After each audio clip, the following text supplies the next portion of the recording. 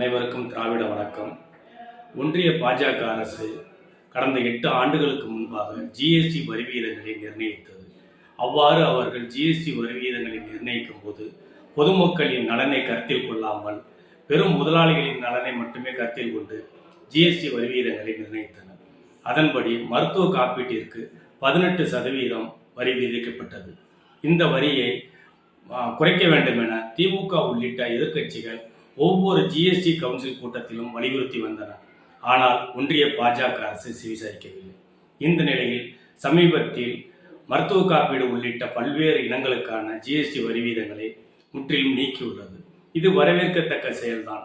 இருந்தாலும் இந்த 8 ஆண்டுகளாக பொதுமக்களிடமிருந்து மருத்துவ காப்பீடு உள்ளிட்ட பல்வேறு முக்கியமான மக்களின் தேவைகளுக்கான திட்டங்களுக்கு அதிக வரி விதித்து அதன் மூலம் பல லட்சம் கோடி ரூபாயை ஒன்றிய பாஜக அரசு வசூலித்துள்ளது.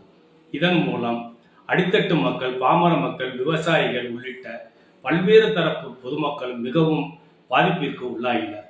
இந்த நிலையில் கடந்த சில நாட்களுக்கு முன்பு ஒன்றிய பாஜக அரசு ஜிஎஸ்டி வரி வீதங்களை குறைத்தது. இவ்வாறு ஜிஎஸ்டி வரி வீதங்களை குறைத்ததால் பொதுமக்களுக்கு பல்வேறு நலன்கள் கிடைப்பதாகவும் பல லட்சம் ரூபாய் நன்மை கிடைப்பதாகவும் ஒன்றிய பாஜக அரசின் ஊதுகுழல்களாக தமிழ்நாட்டில் விளங்கி வரும் தமிழிசை சவுந்தரராஜன், வானதி சீனிவாசன், கருப்பு முருகானந்தம் உள்ளிட்டோர் தம்பட்டம் அடித்து வருகின்றனர்.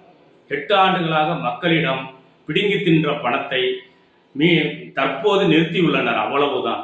அதற்கு மாறாக புதிதாக மக்களுக்கான எந்த நலத்தினையும் ஒன்றிய பாஜக அரசு செய்யவில்லை. இனிமேலும் செய்ய போவதில்லை. இனிமேலாவது ஒன்றிய பாஜக அரசு இந்திய மக்களின் நலனை கருத்தில் கொண்டு அதற்கு ஏற்றவாறு செயல்பட வேண்டும் என கேட்டுக்கொள்கிறோம். நன்றி, வணக்கம்.